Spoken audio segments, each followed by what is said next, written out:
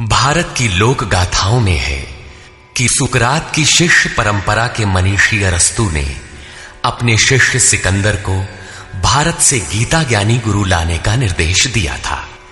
गीता के ही एक ईश्वरवाद को विश्व की विविध भाषाओं में मूसा, ईसा तथा अनेक सूफी महात्माओं ने फैलाया। भाषांतर होने से ये पृथक पृथक प्रतीत होते हैं, किंतु सिद्धांत गीता के ही है। अतः गीता मानव मात्र का अतर्क्य धर्मशास्त्र है। गीता का आशय यथार्थ गीता के रूप में प्रस्तुत कर स्वामी श्री अड़गड़ानंद जी महाराज ने मानव मात्र को एक अमूल्य निधि दी है, जिसका कैसेट रूपांतर श्री जीतन भाई के सौजन्य से हुआ है। गीता के दसियों हजार अनुवादों के बीच दैदीप्यमान इस व्याख्या के आलोक में आप सब परम श्रेय के साधक बने।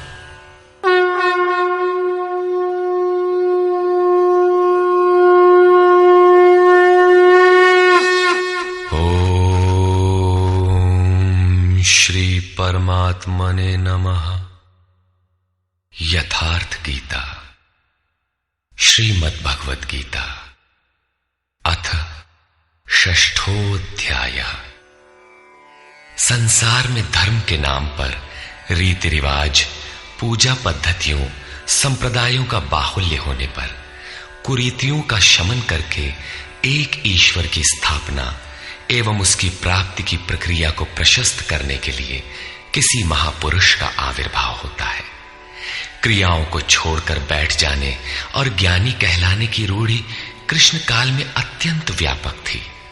इसलिए इस अध्याय के प्रारंभ में ही योगेश्वर श्री कृष्ण ने इस प्रश्न को चौथी बार स्वयं उठाया कि ज्ञान योग तथा निष्काम कर्म योग दोनों के अनुसार कर्म करना ही होगा।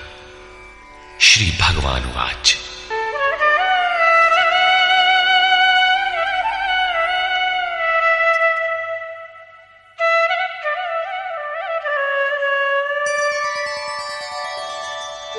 अनाश्रितः कर्मफलम् कार्यं कर्म करोति यः स सन्न्यासी च योगी च न निरग्निर्न चाक्रियः। श्री कृष्ण महाराज बोले, अर्जुन, कर्म फल के आश्रय से रहित होकर अर्थात कर्म करते समय किसी प्रकार की कामना न रखते हुए जो कार्यम कर्म करने योग्य प्रक्रिया विशेष को करता है, वही सन्यासी है, वही योगी है। केवल अग्नि को त्यागने वाला तथा केवल क्रिया को त्यागने वाला न सन्यासी है न योगी। क्रियाएं बहुत सी हैं, उनमें से कार्यम कर्म करने योग्य क्रिया, नियत कर्म निर्धारित की हुई कोई क्रिया विशेष है, वो है यज्ञ की प्रक्रिया, जिसका शुद्ध अर्थ है आराधना, जो आराध्य देव में प्रवेश दिला देने वाली विधि विशेष है। उसको कार्य रूप देना कर्म है। जो उसे करता है वही सन्यासी है, वही योगी होता है। केवल अग्नि को त्यागने वाला कि हम अग्नि नहीं छूते, या कर्म त्यागने वाला कि मेरे लिए कर्म है ही नहीं, मैं तो आत्मज्ञानी हूं, केवल ऐसा कहे और कर्म आरंभ ही न करे, करने योग्य क्रिया विशेष न करे, तो वो न सन्यासी है न योगी। इस पर और देखें। यम सन्न्यासमिति प्राहुः योगं तं विद्धि पांडव नह्य सन्न्यस्त संकल्पो योगी भवति कश्चन। अर्जुन, जिसे सन्यास ऐसा कहते हैं उसी को तू योग जान, क्योंकि संकल्पों का त्याग किए बिना कोई भी पुरुष योगी नहीं होता। अर्थात कामनाओं का त्याग दोनों ही मार्गियों के लिए आवश्यक है। तब तो सरल है कि कह दे कि हम संकल्प नहीं करते और हो गए योगी सन्यासी। श्री कृष्ण कहते हैं ऐसा कदापि नहीं है। आरुरुक्षोर्मुनेर्योगम् कर्म कारणमुच्यते योगारूढस्य तस्यैव शमः कारणमुच्यते। योग पर आरूढ़ होने की इच्छा वाले मननशील पुरुष के लिए योग की प्राप्ति में कर्म करना ही कारण है, और योग का अनुष्ठान करते करते जब वो परिणाम देने की अवस्था में आ जाए, उस योगारूढ़ता में शमः कारणम उच्यते, संपूर्ण संकल्पों का अभाव कारण है। इससे पहले संकल्प पिंड नहीं छोड़ते। और यदा हिनेन्द्रियार्थेषु न कर्मस्वनुषज्यते सर्वसंकल्पसन्न्यासी योगारूढ़स्तदोच्यते। जिस काल में पुरुष न तो इंद्रियों के भोगों में आसक्त होता है और न कर्मों में ही आसक्त है, योग की परिपक्वावस्था में पहुंच जाने पर आगे कर्म करके ढूंढने किसे। अतः नियत कर्म आराधना की आवश्यकता नहीं रह जाती, इसलिए वो कर्मों में भी आसक्त नहीं है। उस काल में सर्व संकल्प सन्यासी, सर्व संकल्पों का अभाव है, वही सन्यास है, वही योगारूढ़ता है। रास्ते में सन्यास नाम की कोई वस्तु नहीं है। इस योगारूढ़ता से लाभ क्या है? उद्धरेदात्मनात्मानं नात्मानमवसादयेत् आत्मैव ह्यात्मनो बन्धु आत्मैव रिपुरात्मनः। अर्जुन, मनुष्य को चाहिए कि अपने द्वारा अपना उद्धार करे, अपने आत्मा को अधोगति में न पहुंचावे, क्योंकि वो जीवात्मा स्वयं ही अपना मित्र है और यही अपना शत्रु भी है। कब ये शत्रु होता है और कब मित्र, इस पर कहते हैं बन्धुरात्मात्मनस्तस्य येनात्मैवात्मना जितः अनात्मनस्तु शत्रुत्वे वर्तेतात्मैव शत्रुवत्। जिस जीवात्मा द्वारा मन और इंद्रियों सहित शरीर जीता हुआ है, उसके लिए उसी का जीवात्मा मित्र है, और जिसके द्वारा मन और इंद्रियां सहित शरीर नहीं जीता गया है, उसके लिए वो स्वयं शत्रुता में बरतता है।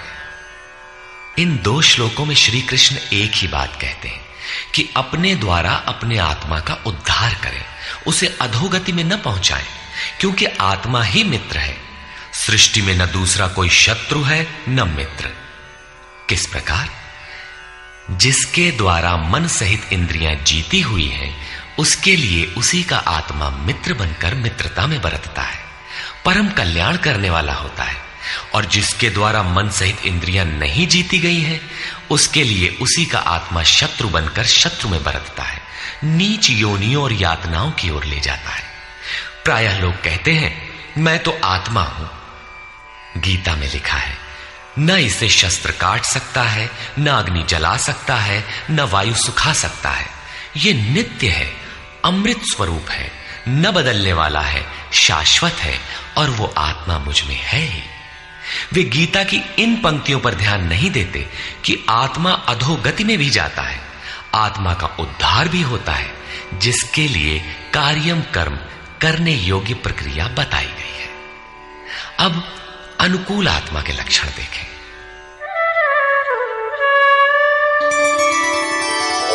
जितात्मनः प्रशान्तस्य परमात्मा समाहितः शीतोष्णसुखदुःखेषु तथा मानापमानयोः।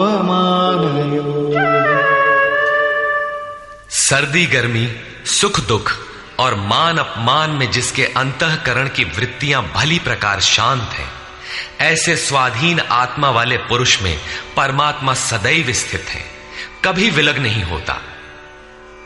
जितात्मा अर्थात जिसने मन सहित इंद्रियों को जीत लिया है, वृत्ति परम शांति में प्रवाहित हो गई है, यही आत्मा के उद्धार की अवस्था है। आगे कहते हैं, ज्ञान विज्ञान तृप्तात्मा कूटस्थो विजितेन्द्रियः युक्त इत्युच्यते योगी समलोष्टाश्मकाञ्चनः। जिसका अंतःकरण ज्ञान विज्ञान से तृप्त है, जिसकी स्थिति अचल स्थिर और विकार रहित है, जिसने इंद्रियों को विशेष रूप से जीत लिया है, जिसकी दृष्टि में मिट्टी, पत्थर और सुवर्ण एक समान है, ऐसा योगी युक्त कहा जाता है। युक्त का अर्थ है योग से संयुक्त। ये योग की पराकाष्ठा है, जिसे योगेश्वर 5वें अध्याय में श्लोक 7 से 12 तक अभिचित्रित कराए हैं। परम तत्व परमात्मा का साक्षात्कार और उसके साथ होने वाली जानकारी ज्ञान है। 1 इंच भी इष्ट से दूरी है, जानने की इच्छा बनी है, तब तक वो अज्ञानी है। वो प्रेरक कैसे सर्वव्याप्त है, कैसे प्रेरणा देता है, कैसे अनेक आत्माओं का एक साथ पथ प्रदर्शन करता है, कैसे वो भूत भविष्य और वर्तमान का ज्ञाता है। उस प्रेरक इष्ट की कार्य प्रणाली का ज्ञान ही विज्ञान है। जब से हृदय में इष्ट का आविर्भाव होता है, उसी दिन से वो निर्देश देने लगता है, किंतु प्रारंभ में साधक समझ नहीं पाता। पराकाष्ठा काल में ही योगी उनकी आंतरिक कार्य प्रणाली को पूर्णतः समझ पाता है। यही समझ विज्ञान है। योगारूढ़ अथवा युक्त पुरुष का अंतःकरण ज्ञान विज्ञान से तृप्त रहता है। इसी प्रकार योग युक्त पुरुष की स्थिति का निरूपण करते हुए योगेश्वर श्री कृष्ण पुनः कहते हैं, सुहृन्मित्रार्युदासीन मध्यस्थद्वेष्य बन्धुषु साधुष्वपि च पापेषु समबुद्धिर्विशिष्यते। प्राप्ति के पश्चात महापुरुष समदर्शी और समवर्ती होता है। जैसे पिछले श्लोक में उन्होंने बताया कि जो पूर्ण ज्ञाता या पंडित है, वो विद्या विनय संपन्न ब्राह्मण में, चांडाल में, गाय, कुत्ता, हाथी में समान दृष्टि वाला होता है। उसी का पूरक ये श्लोक है। वो हृदय से सहायता करने वाले सहृदय, मित्र, बैरी, उदासीन, द्वेषी, बंधुगणों, धर्मात्मा तथा पापियों में भी समान दृष्टि वाला योग युक्त पुरुष अति श्रेष्ठ है। वो उनके कार्यों पर दृष्टि नहीं डालता, बल्कि उनके भीतर आत्मा के संचार पर ही उसकी दृष्टि पड़ती है।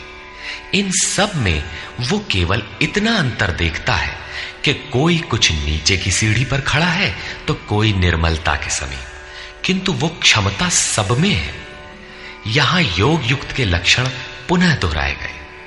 कोई योग युक्त कैसे बनता है, वो कैसे यज्ञ करता है, यज्ञ स्थली कैसी हो, आसन कैसा हो, उस समय कैसे बैठा जाए, कर्ता के द्वारा पालन किए जाने वाले नियम, आहार विहार, सोने जागने का संयम तथा कर्म पर कैसी चेष्टा हो, इत्यादि बिंदुओं पर योगेश्वर श्री कृष्ण ने अगले 5 श्लोकों में प्रकाश डाला, जिससे आप भी उस यज्ञ को संपन्न कर सके। अध्याय 3 में उन्होंने यज्ञ का नाम लिया और बताया कि यज्ञ की प्रक्रिया ही वो नियत कर्म है। अध्याय 4 में उन्होंने यज्ञ का स्वरूप विस्तार से बताया, जिसमें प्राण का अपान में हवन, अपान का प्राण में हवन, प्राण अपान की गति रोककर मन का निरोध इत्यादि किया जाता है। सब मिलाकर यज्ञ का शुद्ध अर्थ है आराधना तथा उस आराध्य देव तक की दूरी तय कराने वाली प्रक्रिया, जिस पर 5वें अध्याय में भी कहा। किंतु उसके लिए आसन, भूमि, करने की विधि इत्यादि का चित्रण शेष था। उसी पर योगेश्वर श्री कृष्ण यहां प्रकाश डालते हैं। योगी युञ्जीत सततम् आत्मानं रहसि स्थितः एकाकीयत चित्तात्मा निराशीर परिग्रह। चित्त को जीतने में लगा हुआ योगी मन इंद्रियों और शरीर को वश में रखकर वासना और संग्रह रहित होकर एकांत स्थान में अकेले ही चित्त को आत्मोपलब्धि कराने वाली योग क्रिया में लगावे। उसके लिए स्थान कैसा हो, आसन कैसा रहे? शुचौ देशे प्रतिष्ठाप्य स्थिरमासनमात्मनः नात्युच्छ्रितं नातिनीचं चैलाजिनकुशोत्तरम्। शुद्ध भूमि में कुश, मृगछाल, वस्त्र अथवा इससे उत्तरोत्तर रेशमी ऊनी तख्त कुछ भी बिछाकर अपने आसन को न अति ऊंचा न नीचा स्थिर स्थापित करें। शुद्ध भूमि का तात्पर्य उसके झाड़ने बुहारने सफाई करने से। जमीन पर कुछ बिछा लेना चाहिए, चाहे मृगछाल हो या चटाई अथवा कोई भी वस्त्र, तख्त, जो भी उपलब्ध हो, कोई एक वस्तु बिछा लेना चाहिए। आसन हिलने डुलने वाला ना हो, न जमीन से बहुत ऊंचा हो और न एकदम नीचा। पूज्य महाराज जी लगभग 5 इंच ऊंचे आसन पर बैठते थे। एक बार भाविकों ने लगभग 1 फीट ऊंचा संगमरमर का एक तख्त मंगा दिया। महाराज जी एक दिन तो बैठे, फिर बोले, नहीं हो, बहुत ऊंचा हो गया, ऊंचे नहीं बैठे के चाही साधु के, अभिमान हो ही जावा करत है। नीचे हूं न बैठे के चाही, हीनता आवत है, अपने से घृणा आवत है। बस उसको उठवाया और जंगल में एक बगीचा था, वहां रखवा दिया। वहां न कभी महाराज जाते थे और न अब ही कोई जाता है। ये था उन महापुरुष का क्रियात्मक शिक्षण। इसी प्रकार साधक के लिए भी बहुत ऊंचा आसन नहीं होना चाहिए, नहीं तो भजन पूर्ति बाद में होगी, अहंकार पहले चढ़ बैठेगा। इसके पश्चात तत्रैकाग्रं मनः कृत्वा यत चित्तेन्द्रियक्रियः उपविश्यासने युञ्जात् योगमात्मविशुद्धये। उस आसन पर बैठकर ही ध्यान करने का विधान है। मन को एकाग्र करके चित्त और इंद्रियों को, क्रियाओं को वश में रखते हुए अंतःकरण की शुद्धि के लिए योगाभ्यास करें। अब बैठने का तरीका बताते हैं। समं काय शिरो ग्रीवं धारयन्नचलं स्थिरः संप्रेक्ष्य नासिकाग्रं स्वं दिशश्चानवलोकयन्।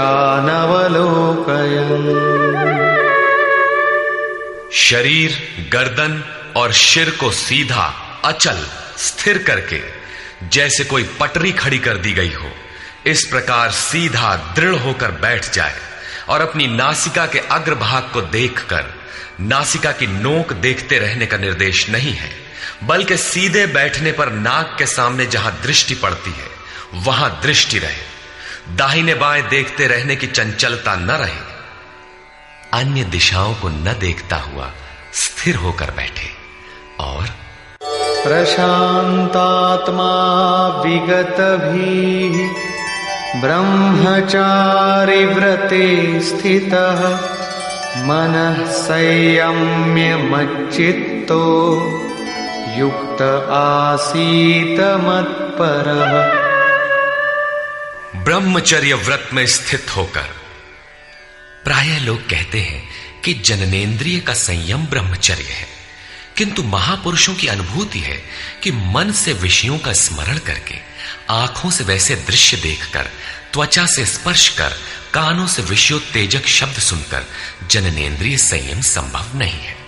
ब्रह्मचारी का वास्तविक अर्थ है ब्रह्म आचरति स ब्रह्मचारी। ब्रह्म का आचरण है नियत कर्म, यज्ञ की प्रक्रिया, जिसे करने वाले यान्ति ब्रह्म सनातनम, सनातन ब्रह्म में प्रवेश पा जाते हैं। इसे करते समय स्पर्शान कृत्वा बहिर्बाह्यान, बाहर के स्पर्श, मन और सभी इंद्रियों के स्पर्श बाहर ही त्याग कर चित्त को ब्रह्म चिंतन में, श्वास प्रश्वास में ध्यान में लगाना है। मन ब्रह्म में लगा है तो तो बाह्य स्मरण कौन करे? यदि बाह्य स्मरण होता है तो अभी मन लगा कहां? विकार शरीर पर नहीं, मन की तरंगों में रहता है। मन ब्रह्माचरण में लगा है तो जननेन्द्रिय संयम ही नहीं, सकलेंद्रिय संयम तक स्वाभाविक हो जाता है।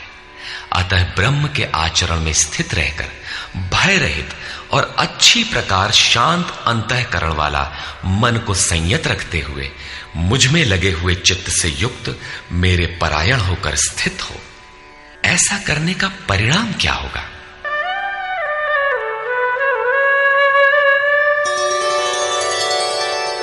युञ्जन्नेवं सदात्मानं योगी नियतमानसः शान्तिं निर्वाण परमा मत्संस्थामधिगच्छति।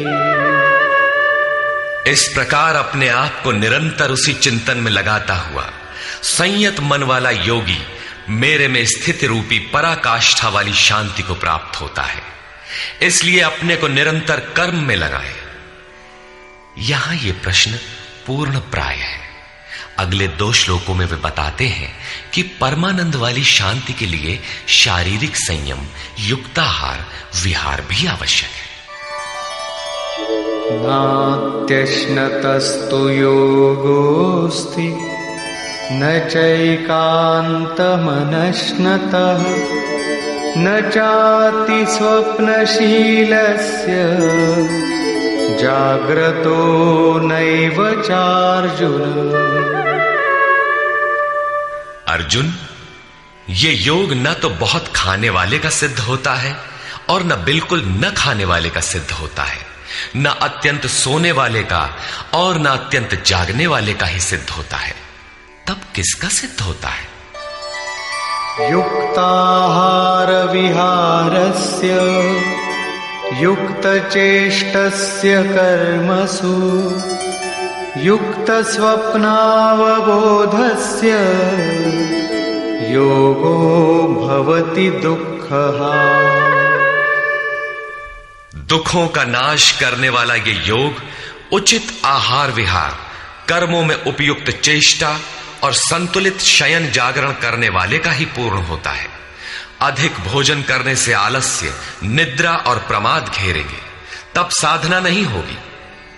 भोजन छोड़ देने से इंद्रियां क्षीण हो जाएंगी, अचल स्थिर बैठने की क्षमता नहीं रहेगी। पूज्य महाराज जी कहते थे कि खुराक से 1.5-2 रोटी कम खाना चाहिए। विहार अर्थात साधन के अनुकूल विचरण, कुछ परिश्रम भी करते रहना चाहिए। कोई कार्य ढूंढ लेना चाहिए, अन्यथा रक्त संचार शिथिल पड़ जाएगा, रोग घेर लेंगे। सोना और जागना आयु, आहार और अभ्यास से घटता बढ़ता है।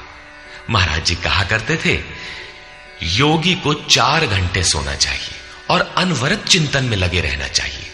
हठ करके न सोने वाले शीघ्र पागल हो जाते हैं। कर्मों में उपयुक्त चेष्टा भी हो, अर्थात नियत कर्म आराधना के अनुरूप निरंतर प्रयत्नशील हो। बाह्य विषयों का स्मरण न कर सदैव उसी में लगे रहने वाले का ही योग सिद्ध होता है।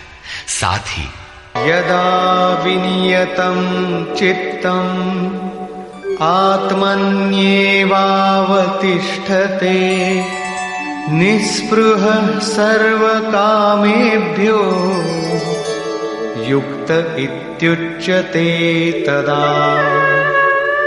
इस प्रकार योग के अभ्यास से विशेष रूप से वश में किया हुआ चित्त जिस काल में परमात्मा में भली प्रकार स्थित हो जाता है, विलीन सा हो जाता है, उस काल में संपूर्ण कामनाओं से रहित हुआ पुरुष योग युक्त कहा जाता है।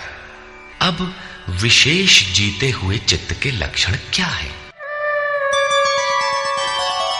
यथा दीपो निवातस्थो नेङ्गते सोपमा स्मृता योगिनो यतचित्तस्य युञ्जतो योगमात्मनः।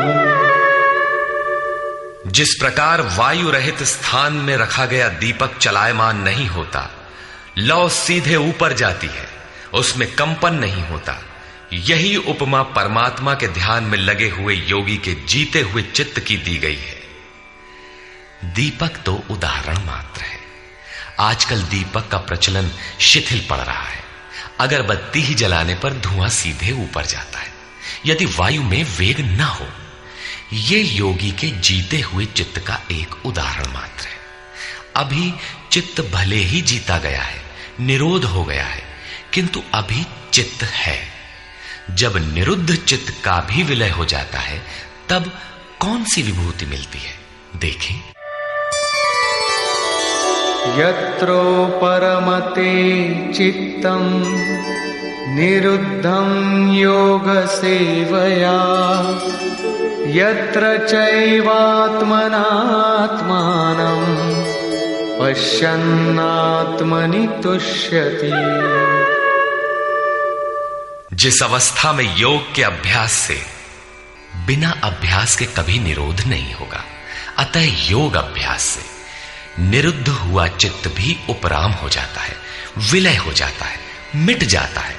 उस अवस्था में आत्मना, अपनी आत्मा के द्वारा, आत्मानम, परमात्मा को देखता हुआ, आत्मनि एव, अपने आत्मा में ही संतुष्ट अपनी ही आत्मा से होता है।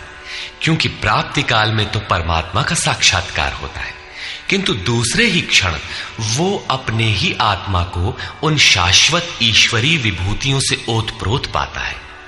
ब्रह्म अजर, अमर, शाश्वत, अव्यक्त और अमृत स्वरूप है, तो इधर आत्मा भी अजर, अमर, शाश्वत, अव्यक्त और अमृत स्वरूप है तो, किंतु अचिंत्य भी है। जब तक चित्त और चित्त की लहर है, तब तक वो आपके उपभोग के लिए नहीं है। चित्त का निरोध और निरुद्ध चित्त के विलय काल में परमात्मा का साक्षात्कार होता है, और दर्शन के ठीक दूसरे क्षण उन्हीं ईश्वरीय गुण धर्मों से युक्त ही अपने आत्मा को पाता है। इसलिए वो अपने ही आत्मा में संतुष्ट होता है। यही उसका स्वरूप है, यही पराकाष्ठा है। इसी का पूरक अगला श्लोक देखें। सुखमात्यन्तिकं यत्तद् बुद्धिग्राह्यमतीन्द्रियं वेत्ति यत्र न चैवायं स्थितश्चलति तत्वतः। तथा इंद्रियों से अतीत, केवल शुद्ध हुई सूक्ष्म बुद्धि द्वारा ग्रहण करने योग्य जो अनंत आनंद है, उसको जिस अवस्था में अनुभव करता है और जिस अवस्था में स्थित हुआ योगी भगवत स्वरूप को तत्व से जानकर चलायमान नहीं होता, सदैव उसी में प्रतिष्ठित रहता है। तथा यं लब्ध्वा चापरं लाभं मन्यते नाधिकं ततः यस्मिन् स्थितो न दुःखेन गुरुणापि विचाल्यते। परमेश्वर की प्राप्ति रूप जिस लाभ को, पराकाष्ठा की शांति को प्राप्त कर उससे अधिक दूसरा कुछ भी लाभ नहीं मांगता, और भगवत प्राप्ति रूप जिस अवस्था में स्थित हुआ योगी बड़े भारी दुख से भी चलायमान नहीं होता, दुख का उसे भान भी नहीं होता, क्योंकि भान करने वाला चित्त तो मिट गया। इस प्रकार तम विद्या दुख संयोग वियोगम योग संगीतम सनिश्चयेन योक्तव्यो योगो निर्विण्ण चेतसा। जो संसार के संयोग और वियोग से रहित है, उसी का नाम योग है। जो आत्यंतिक सुख है, उसके मिलन का नाम योग है। जिसे परम तत्व परमात्मा कहते हैं, उसके मिलन का नाम योग है। वो योग न उकताए हुए चित्त से निश्चय पूर्वक करना कर्तव्य है। धैर्य पूर्वक लगा रहने वाला ही योग में सफल होता है।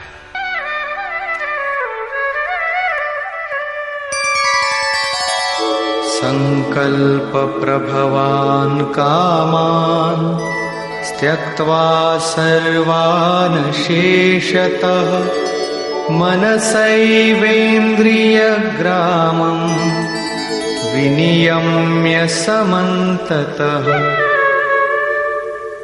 इसलिए मनुष्य को चाहिए कि संकल्प से उत्पन्न होने वाली संपूर्ण कामनाओं को वासना और आसक्ति सहित सर्वथा त्याग कर मन के द्वारा इंद्रियों के समुदाय को सब ओर से अच्छी प्रकार वश में करके शनैः शनैरुपरमेद् बुद्ध्या धृतिगृहीतया आत्मसंस्थं मनः कृत्वा न किंचिदपि चिंतयेत्। क्रम क्रम से अभ्यास करता हुआ उपरामता को प्राप्त हो जाए, चित्त का निरोध और क्रमशः विलय हो जाए, तदनंतर वो धैर्य युक्त बुद्धि द्वारा मन को परमात्मा में स्थित करके अन्य कुछ भी चिंतन न करे। निरंतर लगकर पाने का विधान है, किंतु आरंभ में मन लगता नहीं। इस पर योगेश्वर कहते हैं, यतो यतो निश्चरति मनश्चञ्चलमस्थिरम् ततस्ततो नियम्यैतद् आत्मन्येव वशं नयेत्।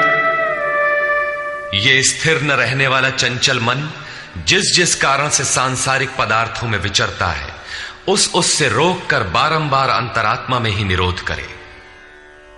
प्रायः लोग कहते हैं कि मन जहां भी जाता है जाने दो, प्रकृति में ही तो जाएगा और प्रकृति भी उस ब्रह्म के ही अंतर्गत है।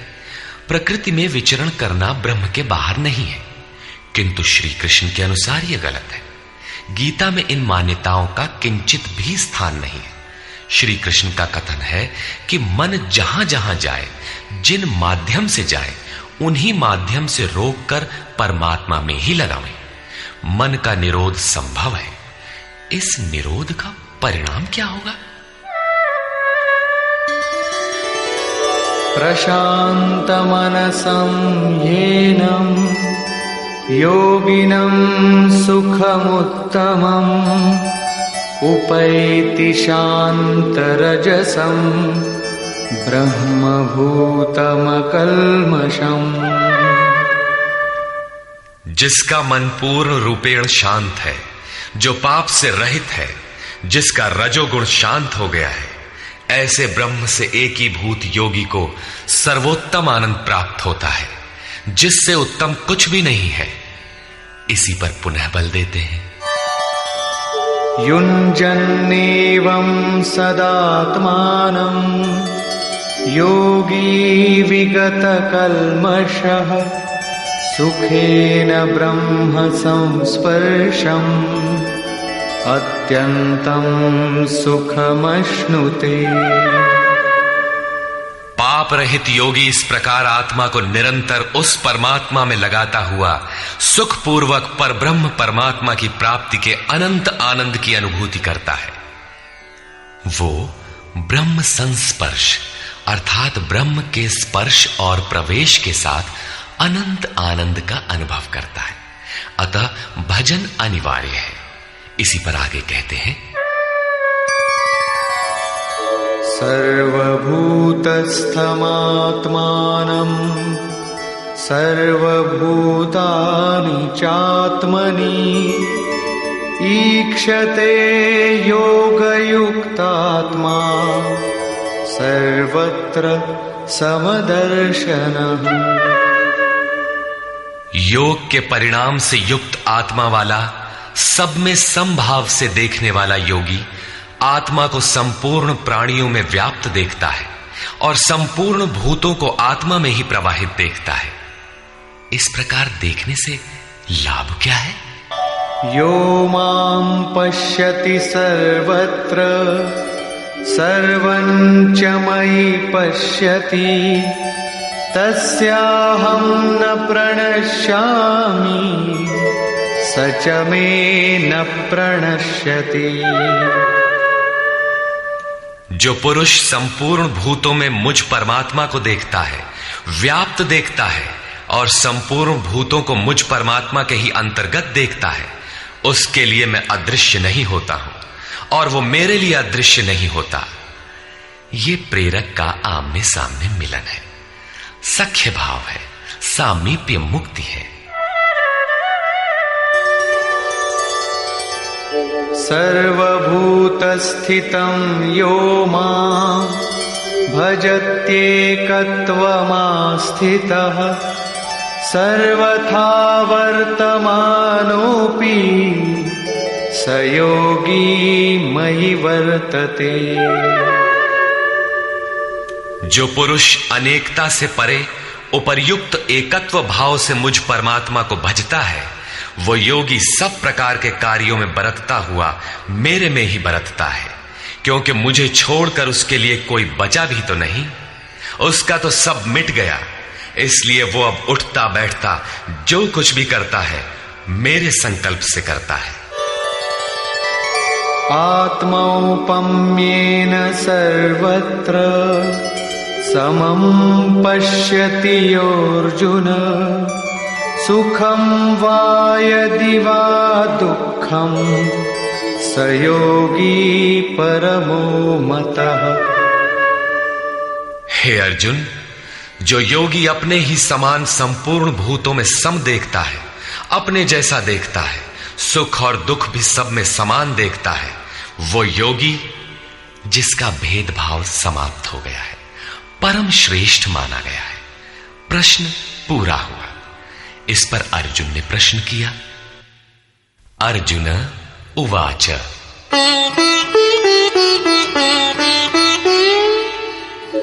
योऽयं योगस्त्वया प्रोक्तः साम्येन मधुसूदन एतस्याहं न पश्यामि चञ्चलत्वात् स्थितिं स्थिराम्।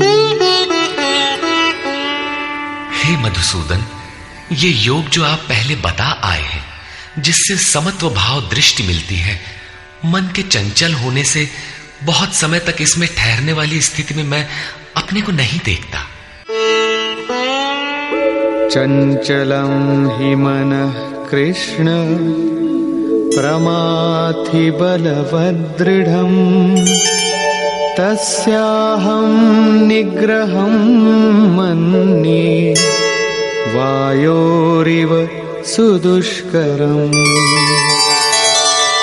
हे श्री कृष्ण, ये मन बड़ा चंचल है, प्रमथन स्वभाव वाला है, अर्थात दूसरे को मत डालने वाला हठी तथा बलवान है। इसलिए इसे वश में करना मैं वायु की भांति अति दुष्कर मानता हूं। तूफानी हवा और इसको रोकना बराबर है। इस पर योगेश्वर श्री कृष्ण कहते हैं, श्री भगवान उवाच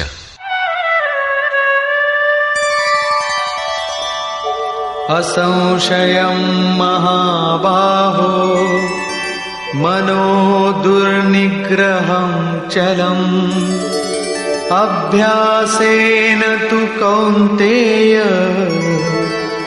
वैराग्येण च गृह्यते।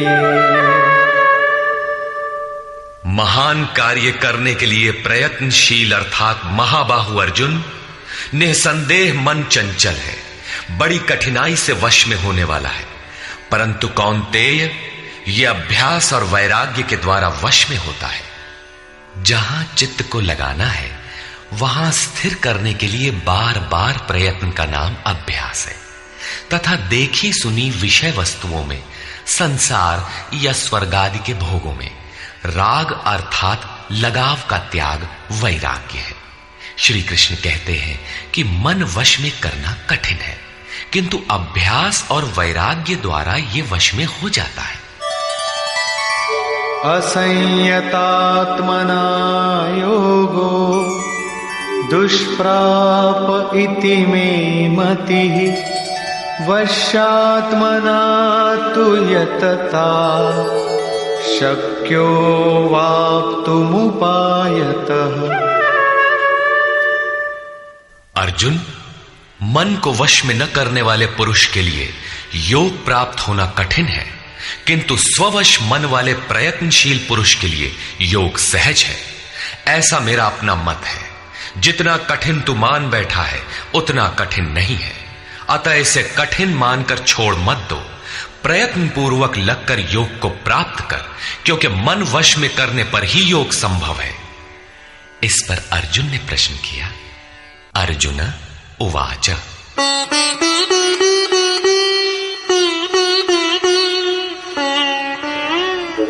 अयति श्रद्धयोपेतो योगाच्चलितमानसः अप्राप्य योगसंसिद्धिं कां गतिं कृष्ण गच्छति। योग करते करते यदि किसी का मन चलायमान हो जाए, यद्यपि अभी योग में उसको श्रद्धा है ही, तो ऐसा पुरुष भगवत सिद्धि को प्राप्त न होकर किस गति को पाता है? कच्चिन्नो भय विभ्रष्टः छिन्नाभ्रमिव नश्यति अप्रतिष्ठो महाबाहो विमूढ़ो ब्रह्मणः पथि।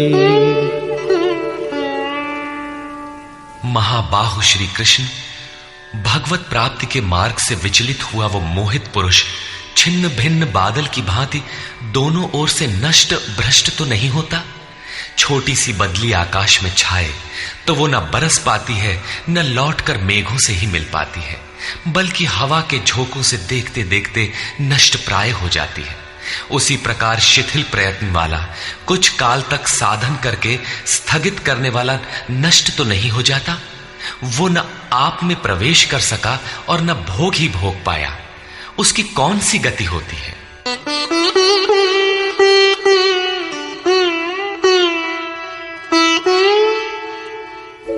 एतन्मे संशयं कृष्ण छेत्तुमर्हस्य शेषतः त्वदन्यः संशयस्यास्य छेत्ता न ह्युपपद्यते। हे श्री कृष्ण, मेरे इस संशय को संपूर्णता से मिटाने के लिए आप ही सक्षम हैं। आपके अतिरिक्त दूसरा कोई इस संशय को मिटाने वाला मिलना संभव नहीं है। इस पर योगेश्वर श्री कृष्ण ने कहा। श्री भगवान उवाच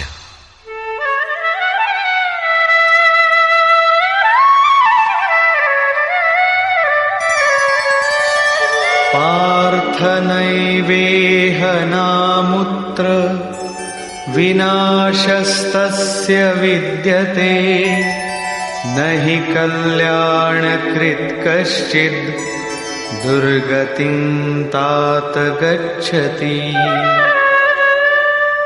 पार्थिव शरीर को ही रथ बनाकर लक्ष्य की ओर अग्रसर अर्जुन, उस पुरुष का ना तो इस लोक में और न परलोक में ही नाश होता है, क्योंकि हे तात, उस परम कल्याणकारी नियत कर्म को करने वाला दुर्गति को प्राप्त नहीं होता। उसका होता क्या है? प्राप्य पुण्यकृतान् लोकान् उषित्वा शाश्वती समाः शुचीनां श्रीमतां गेहे योगभ्रष्टोऽभिजायते। मन चलायमान होने से योग भ्रष्ट हुआ वो पुरुष पुण्यवानों के लोकों में वासनाओं को भोग कर, जिन वासनाओं को लेकर वो योग भ्रष्ट हुआ था, भगवान उसे थोड़े में सब दिखा सुना देते हैं। उन्हें भोग कर वो शुचि नाम श्रीमताम, शुद्ध आचरण वाले श्रीमान पुरुषों के घर में जन्म लेता है। जो शुद्ध आचरण वाले हैं वही श्रीमान है। अथवा योगिनामेव कुले भवति धीमताम् एतद्धि दुर्लभतरम् लोके जन्म यदीदृशम्। अथवा वहां जन्म न मिलने पर भी स्थिर बुद्धि योगियों के कुल में वो प्रवेश पा जाता है। श्रीमानों के घर में पवित्र संस्कार बचपन से ही मिलने लगते हैं, किंतु वहां जन्म न हो पाने पर वो योगियों के कुल में, घर में नहीं, शिष्य परंपरा में प्रवेश पा जाता है। कबीर, तुलसी, रैदास, वाल्मीकि इत्यादि को शुद्ध आचरण और श्रीमानों का घर नहीं, योगियों के कुल में प्रवेश मिला। सद्गुरु के कुल में संस्कारों का परिवर्तन भी एक जन्म है, और ऐसा जन्म संसार में निसंदेह अति दुर्लभ है। योगियों के यहां जन्म का अर्थ उनके शरीर से पुत्र रूप में उत्पन्न होना नहीं है। गृह त्याग से पूर्व पैदा होने वाले लड़के मोहवश महापुरुष को भी भले ही पिता मानते रहे, किंतु महापुरुष के लिए घर वालों के नाम पर कोई नहीं होता। जो शिष्य उनकी मर्यादाओं का अनुष्ठान करते हैं, उनका महत्व लड़कों से कई गुना अधिक मानते हैं, वही उनके सच्चे पुत्र हैं। जो योग के संस्कारों से युक्त नहीं है, उन्हें महापुरुष नहीं अपनाते। पूज्य महाराज जी यदि साधु बनाते तो हजारों विरक्त उनके शिष्य होते, किंतु उन्होंने किसी को किराया भाड़ा देकर, किसी के घर सूचना भेजकर, पत्र भेजकर, समझा बुझाकर सबको उनके घर लौटा दिया। बहुत लोग हठ करने लगे तो उन्हें अपशकुन हो, भीतर से मना हो कि इसमें साधु बनने के एक भी लक्षण नहीं है, इसे रखने में भलाई नहीं है, ये पार नहीं होगा। निराश होकर दो एक ने पहाड़ से गिरकर अपनी जान भी दे दी, किंतु महाराज जी ने उन्हें अपने यहां नहीं रखा।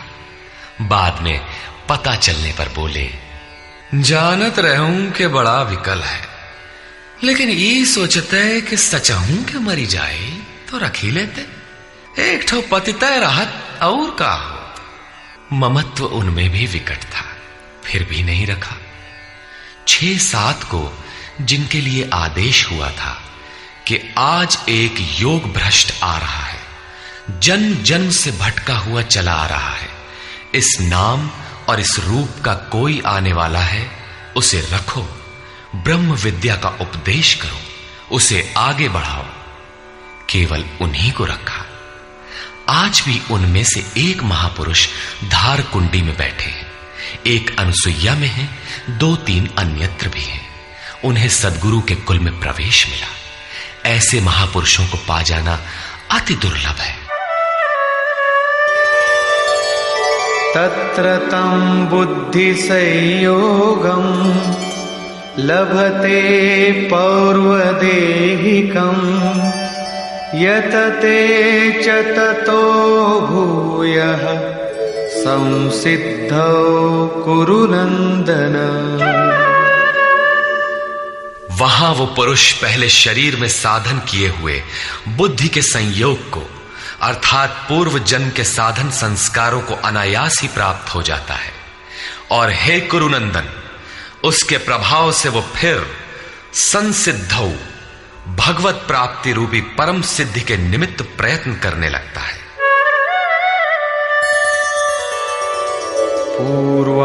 पूर्वाभ्यासेन तेनैव ह्रियते ह्यवशोऽपि सः जिज्ञासुरपि योगस्य शब्द ब्रह्माति वर्तते। श्रीमानों के घर विषयों के वश में रहने पर भी वो पूर्व जन्म के अभ्यास से भगवत पथ की ओर आकर्षित हो जाता है, और योग में शिथिल प्रयत्न वाला वो जिज्ञासु भी वाणी के विषय को पार करके निर्वाण पद को पा जाता है। उसकी प्राप्ति का यही तरीका है, कोई एक जन्म में पाता भी नहीं। प्रयत्नाद्यतमानस्तु योगी संशुद्ध किल्बिषः अनेक जन्म संसिद्धः ततो याति परां गतिम्। अनेक जन्मों से प्रयत्न करने वाला योगी परम सिद्धि को प्राप्त हो जाता है। प्रयत्न पूर्वक अभ्यास करने वाला योगी सभी पापों से अच्छी प्रकार शुद्ध होकर परम गति को प्राप्त हो जाता है। प्राप्ति का यही क्रम है। पहले शिथिल प्रयत्न से यह योग आरंभ होता है, मन चलायमान होने पर जन्म लेता है, सद्गुरु के कुल में प्रवेश पाता है और प्रत्येक जन्म में अभ्यास करते हुए वहीं पहुंच जाता है जिसका नाम परम गति, परम धाम है। योगेश्वर श्री कृष्ण ने कहा था कि इस योग में बीज का नाश नहीं होता। आप 2 कदम चल भर दें, उस साधन का कभी नाश नहीं होता। हर परिस्थिति में रहते हुए पुरुष ऐसा कर सकता है। कारण कि थोड़ा साधन तो परिस्थितियों में घिरने वाला व्यक्ति ही कर पाता है, क्योंकि उसके पास समय नहीं है। आप काले हो, गोरे हो अथवा कहीं के हो, गीता सबके लिए है, आपके लिए भी है, बशर्ते आप मनुष्य हो। उत्कट प्रयत्न वाला चाहे जो हो, किंतु शिथिल प्रयत्न वाला गृहस्थ ही होता है। गीता गृहस्थ, विरक्त, शिक्षित, अशिक्षित, सर्वसाधारण मनुष्य मात्र के लिए है, किसी साधु नामक विचित्र प्राणी के लिए ही नहीं। अंत में योगेश्वर श्री कृष्ण निर्णय देते हैं, तपस्विभ्योऽधिको योगी ज्ञानिभ्योऽपि मतोऽधिकः कर्मिभ्यश्चाधिको योगी तस्माद्योगी भवार्जुन। तपस्वियों से योगी श्रेष्ठ है, ज्ञानियों से भी श्रेष्ठ माना गया है, कर्मियों से भी योगी श्रेष्ठ है। इसलिए अर्जुन, तू योगी बन। तपस्वी अभी योग को ढालने में प्रयत्नशील है, कर्मी केवल कर्म जानकर करता भर है। ये गिर भी सकते हैं, क्योंकि न इन दोनों में समर्पण है और न अपना हानि लाभ देखने की क्षमता। किंतु ज्ञानी योग की परिस्थितियों को जानता है, अपनी शक्ति समझता है, उसकी जिम्मेदारी उसी पर है। और निष्काम कर्म योगी तो इष्ट के ऊपर अपने को फेंक चुका है, वो इष्ट संभालेगा। परम कल्याण के पथ पर ये दोनों ठीक चलते हैं, किंतु जिसका भार वो इष्ट संभालता है वो इन सब में श्रेष्ठ है, क्योंकि प्रभु ने उसे ग्रहण कर लिया है। उसका हानि लाभ वो प्रभु देखता है, इसलिए योगी श्रेष्ठ है। इसलिए अर्जुन, तू योगी बन, समर्पण के साथ योग का आचरण कर। योगी श्रेष्ठ है, किंतु उनसे भी वो योगी सर्वश्रेष्ठ है जो अंतरात्मा से लगता है। इसी पर कहते हैं, योगिनामपि सर्वेषां मद्गतेनान्तरात्मना श्रद्धावान् भजते यो माम् समे युक्ततमो मतः। संपूर्ण निष्काम कर्म योगियों में भी जो श्रद्धा विभोर होकर अंतरात्मा से, अंतर चिंतन से मुझे निरंतर भजता है, वो योगी मुझे परम श्रेष्ठ मान्य है। भजन दिखावे या प्रदर्शन की वस्तु नहीं है। इससे समाज भले ही अनुकूल हो, किंतु प्रभु प्रतिकूल हो जाते हैं। भजन अत्यंत गोपनीय है, वो अंतःकरण से होता है, उसका उतार चढ़ाव अंतःकरण के ऊपर है। निष्कर्ष, इस अध्याय के आरंभ में योगेश्वर श्री कृष्ण ने कहा कि फल के आश्रय से रहित होकर जो कार्यम कर्म अर्थात करने योग्य प्रक्रिया विशेष का आचरण करता है वही सन्यासी है, और उसी कर्म को करने वाला ही योगी है। केवल क्रियाओं अथवा अग्नि को त्यागने वाला योगी अथवा सन्यासी नहीं होता। संकल्पों का त्याग किए बिना कोई भी पुरुष सन्यासी अथवा योगी नहीं होता। हम संकल्प नहीं करते, ऐसा कह देने मात्र से संकल्प पिंड नहीं छोड़ते। योग में आरूढ़ होने की इच्छा वाले पुरुष को चाहिए कि कार्यम कर्म करे, और करते करते योगारूढ़ हो जाने पर सर्व संकल्पों का अभाव होता है, इसके पूर्व नहीं। सर्व संकल्पों का अभाव ही सन्यास है। योगेश्वर ने पुनः बताया कि आत्मा अधोगति में जाता है और उसका उद्धार भी होता है। जिस पुरुष द्वारा मन सहित इंद्रियां जीत ली गई हैं, उसका आत्मा उसके लिए मित्र बनकर मित्रता में बरतता है तथा परम कल्याण करने वाला होता है। जिसके द्वारा ये नहीं जीती गई, उसके लिए उसी का आत्मा शत्रु बनकर शत्रुता में बरतता है, यातनाओं का कारण बनता है। अतः मनुष्य को चाहिए कि अपने आत्मा को अधोगति में न पहुंचावे, अपने द्वारा अपनी आत्मा का उद्धार करे। उन्होंने प्राप्ति वाले योगी की रहनी बताई। यज्ञ स्थली, बैठने का आसन तथा बैठने के तरीके पर उन्होंने कहा कि स्थान एकांत और स्वच्छ हो, वस्त्र मृग चर्म अथवा कुश की चटाई में से कोई एक आसन हो। कर्म के अनुरूप चेष्टा, युक्ताहार विहार, सोने जागने के संयम पर उन्होंने बल दिया। योगी के निरुद्ध चित्त की उपमा उन्होंने वायु रहित स्थान में दीपक की अकंपित लौ से दी। और इस प्रकार उस निरुद्ध चित्त का भी जब विलय हो जाता है, उस समय वह योग की पराकाष्ठा अनंत आनंद को प्राप्त होता है। संसार के संयोग वियोग से रहित अनंत सुख का नाम योग है। योग का अर्थ है उससे मिलन। जो योगी इसमें प्रवेश पा जाता है, वह संपूर्ण भूतों में समदृष्टि वाला हो जाता है। जैसे अपनी आत्मा वैसे ही सबकी आत्मा को देखता है। वह परम पराकाष्ठा की शांति को प्राप्त होता है। अतः योग आवश्यक है। मन जहां जहां जाए वहां वहां से घसीटकर बारंबार इसका निरोध करना चाहिए। श्री कृष्ण ने स्वीकार किया कि मन बड़ी कठिनाई से वश में होने वाला है, लेकिन होता है। यह अभ्यास और वैराग्य द्वारा वश में हो जाता है। शिथिल प्रयत्न वाला व्यक्ति भी अनेक जन्म के अभ्यास से वहीं पहुंच जाता है जिसका नाम परम गति अथवा परम धाम है। तपस्वियों, ज्ञान मार्गियों तथा केवल कर्मियों से योगी श्रेष्ठ है। इसलिए अर्जुन, तू योगी बन। समर्पण के साथ अंतर मन से योग का आचरण कर। प्रस्तुत अध्याय में योगेश्वर श्री कृष्ण ने प्रमुख रूप से योग की प्राप्ति के लिए अभ्यास पर बल दिया है। अतः ओम तत्सदिति श्रीमद् भगवद गीता सूपनिषत्सु ब्रह्म विद्यायाम योग शास्त्रे श्री कृष्णा अर्जुन संवादे अभ्यास योगो नाम षष्ठोऽध्यायः। इस प्रकार स्वामी अड़गड़ानंद कृत श्रीमद् भगवद गीता के भाष्य यथार्थ गीता का छठा अध्याय पूर्ण होता है। हरि ओम तत्सत।